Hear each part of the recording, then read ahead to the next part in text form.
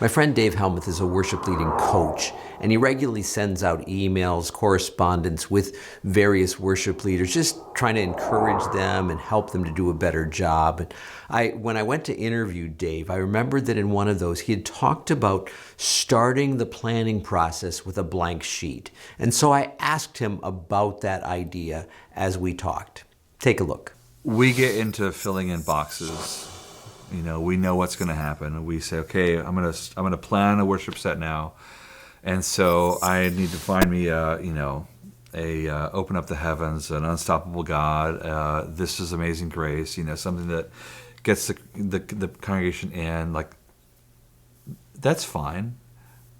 But what if before I would plan, I would stop and kind of let some of my expectations go away, just so that I can allow God to be more of a part of the process. And by that I just mean, if I stop and say, okay, Lord, I know what we have to do. I know I have 14 and a half minutes of music to plan for Sunday if you're in that kind of a church. What do you want to do? Is there something that you want to say to us? Like, can I just at least stop, lay my own self down, my own expectations down, and allow you to speak into that, rather than just like, okay, well, here's how we go. So what's my up song this week? Or even what's my go-to? What's my default? Because for creatives, we know that when you try to be creative, it doesn't always work. But when you give yourself and your soul some space, sometimes this idea will hit you, and you're like, oh, what a fantastic idea.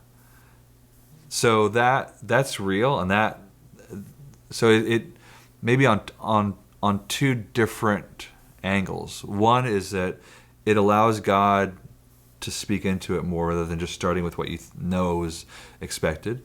This is the way we've always done it. This is the way we've always done it, and this is, every good worship leader knows, like every conference has said that you need to, like, well, okay, great. But then too creatively, man, you've got so much in there. Like, why do so many ideas come to people in what? The shower. Because they're not thinking about anything. Their subconscious is going, and they're like, oh, I got this idea. I can't make a note on my phone in here. Shoot. Okay, hurry up, Like, that happens. So why not give yourself that space?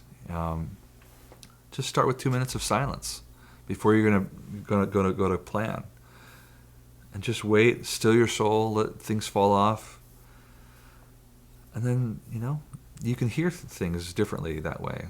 So that's the blank sheet idea, where you're not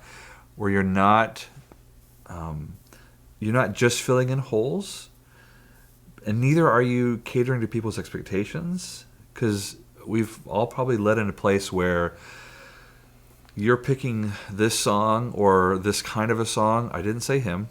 Because there's certain people in the room and you want to be a blessing to them. What if you didn't have that expectation and you could just have more freedom in planning, even within your limits? So that's the idea. Now, I realize that it's possible that what Dave just said there might be a big stretch for you, but I want you to really think about it.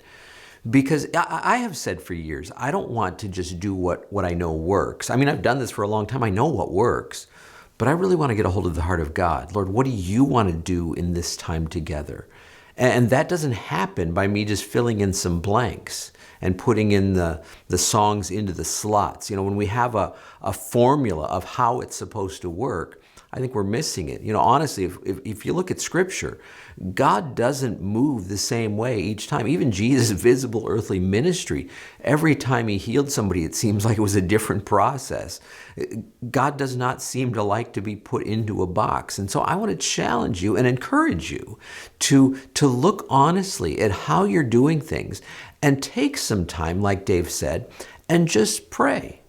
Ask God to show you how to do this. Are there things that perhaps you're not seeing in this particular setting? Is there something maybe different, out of the ordinary, that might strike some people a little bit differently in this particular setting? Whatever it might be, don't just go in and do the stuff like you've always done it. Anybody can do that. It takes somebody who is honestly praying and listening to the heart of God to really have the full effect that he wants to have. And I want to challenge you and encourage you to be one of those people that's going to make a tangible difference for worship in your congregation. Brought to you by myworshipleadingcoach.com. Helping you to be more fully equipped as a worship leader.